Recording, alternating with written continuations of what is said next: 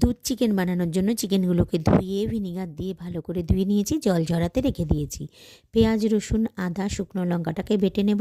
এবারে চিকেনের মধ্যে 1 বাটি লিকুইড দুধ দিয়ে দিয়েছি, 1/2 চামচ গোলমরিচ গুঁড়ো, 1/2 চামচ শুকনো লঙ্কার গুঁড়ো, 1/2 চামচ আদা বাটা, 1 চামচ নুন দিয়ে ভালো করে মাখিয়ে রেখে দিয়েছি। সাদা তেলে এই রান্নাটা করব। সাদা তেল দিয়ে দিয়েছি পরিমাণ মতন, দারচিনি আর বড় এলাচ ফোড়নে দিয়ে দুটো কেটে রাখা পেঁয়াজ দিয়ে একটু নাড়াচাড়া করে নিয়ে বেটে রাখা শুকনো লঙ্কা, আদা, রসুন বাটা দিয়ে দিয়েছি, 1 চামচ ধনে জিরে গুঁড়ো দিয়ে ভালো করে কষিয়ে নিয়ে চিকেনগুলোকে দিয়ে দিয়েছি, নুন হলুদ স্বাদ মতন দিয়ে দিয়েছি। কয়েকটা গোটা আলু দিয়ে ভালো করে চিকেনটা কষিয়ে নেওয়ার পরে কয়েকটা কাঁচা লঙ্কা দিয়েছি, ঢাকা দিয়ে দিয়েছি। কিছুক্ষণ পরপর কিন্তু চিকেনটাকে নাড়া দিয়ে দিতে হবে।